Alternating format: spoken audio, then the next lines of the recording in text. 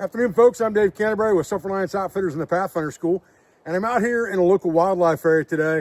And I've got my hammock and tarp set up with my underquilt, and it's actually the forester's quilt that's set up as an underquilt, and we'll talk about that in a few minutes. What I thought we'd kind of do is reverse engineer the way I've got this set up, so that if you buy the hammock and tarp system from our website, you can set yours up in similar fashion. You can get into this setup fairly inexpensively. It's kind of priced for the common man. It's a little heavier than a more expensive system because of that, but it's a very bulletproof system. It's very heavy duty.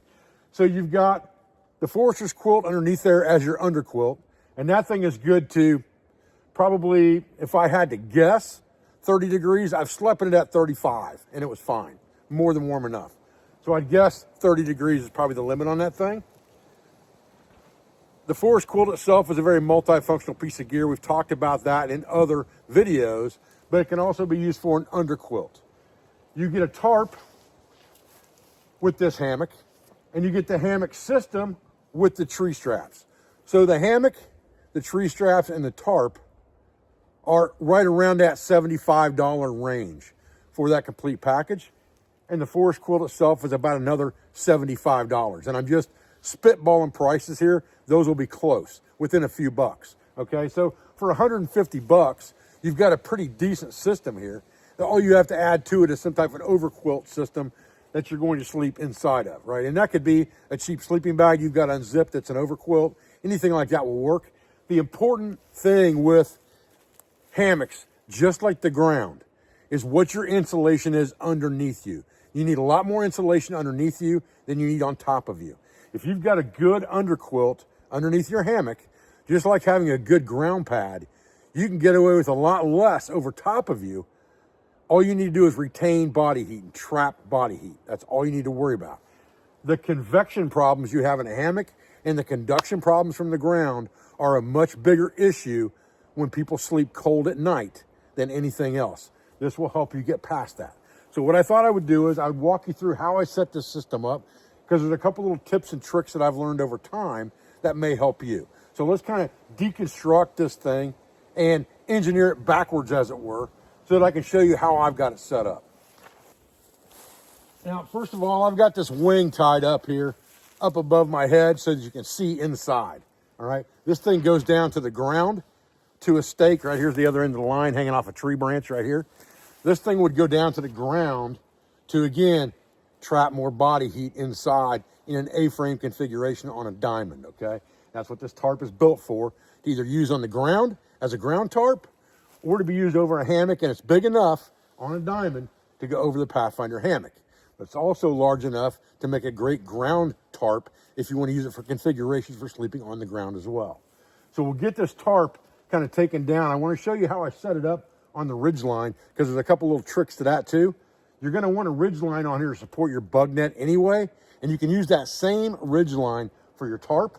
So you're only setting up one ridge line that you would already set up to begin with. But I've got this set up, a couple tips and tricks I want to show you that will help you make it a lot faster. All right, so the first thing we've done here is we have the same rapid deployment ridge line system that we use. We have a bowline in the end, and we ran the line through it to make a running bowline around the tree. If you wanted this to be quick deploy, you could always just take a bite through the bowline and stick a toggle in there.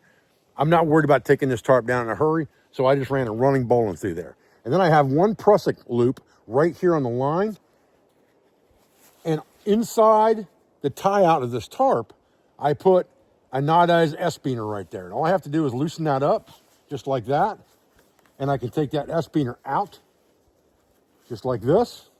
And it makes it very easy to connect and disconnect. And I can use that as a tensioning line, again, because it's a prusik, right? Just like with our other ridge lines. That's our tensioning device. The other end is a little different. It doesn't have a prusik knot on it. We'll talk about that in a minute. So we're going to loosen this up for just, no, actually we're going to leave this tight so I can show you the other side of the system so you understand how it tensions. Now on the other side of this system, what I'm using for a tensioning loop here is the loop that's going through my rope tackle. It's right here. And that loop is adjustable until I tie it off.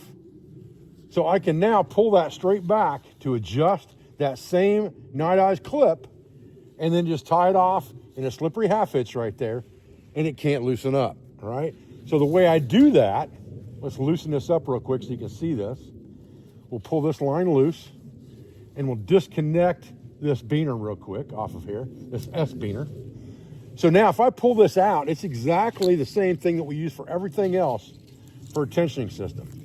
So you have our rapid deployment ridge line here that's got a slip loop in it. It goes around the tree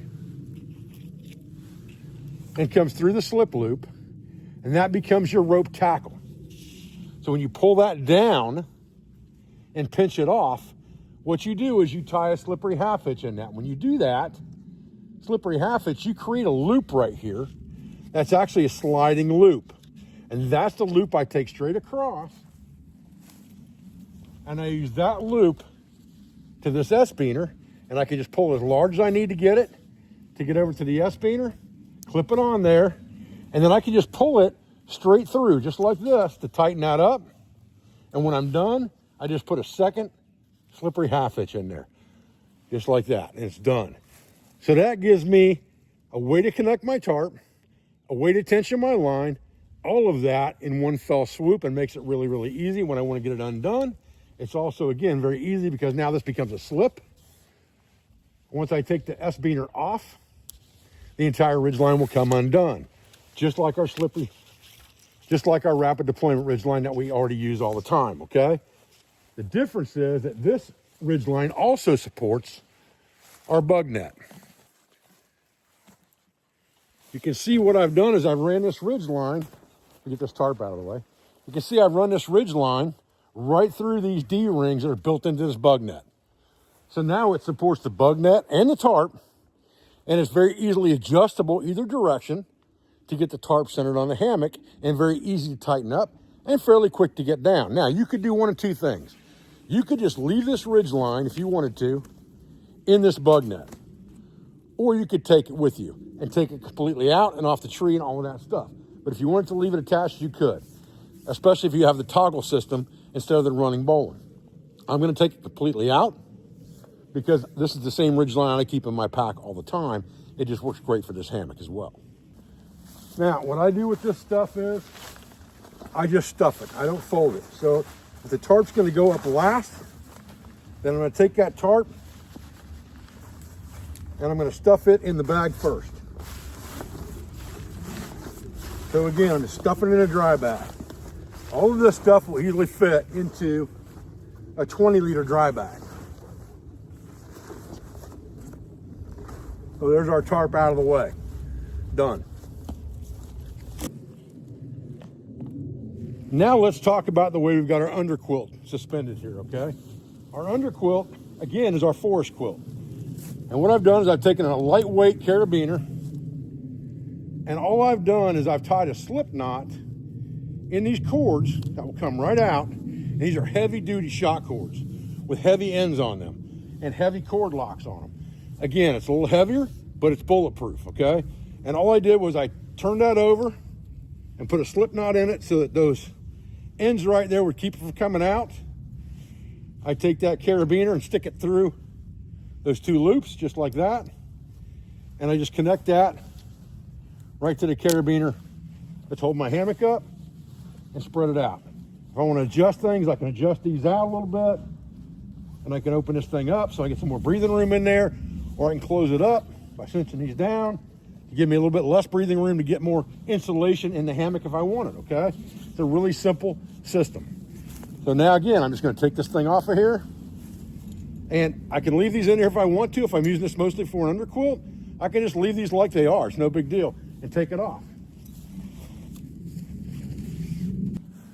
And once again, once I've taken this thing off here, if I'm going to use it like it is and just leave it and use it for an underquilt again, I just take that same dry bag and start jamming it in the dry bag.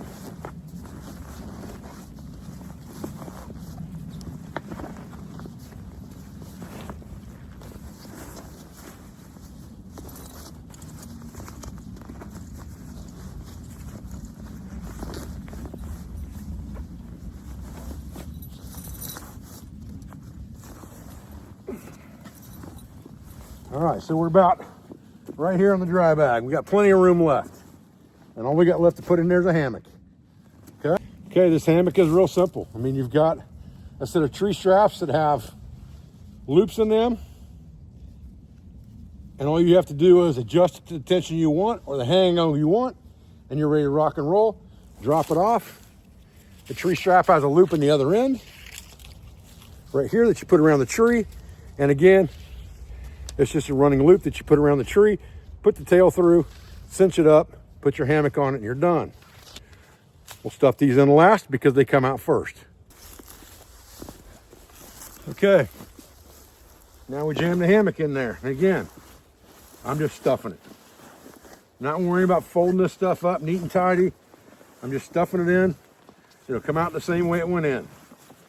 Push it down in there. Now, I can put the tree straps in there right on top of everything, just like that. I've got my ridge line right here. I can put that in the top. I can put it in a side pocket, whatever I want to do. In this case, I'm just going to shove it in the top.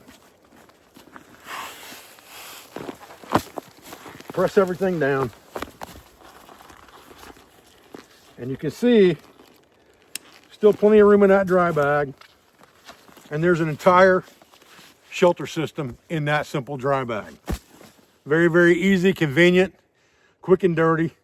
Throw it in your canoe, throw it in your boat, throw it in your ATV, throw it in your truck, Jeep, take it on your back. Whatever you want to do, this is a quick and dirty system.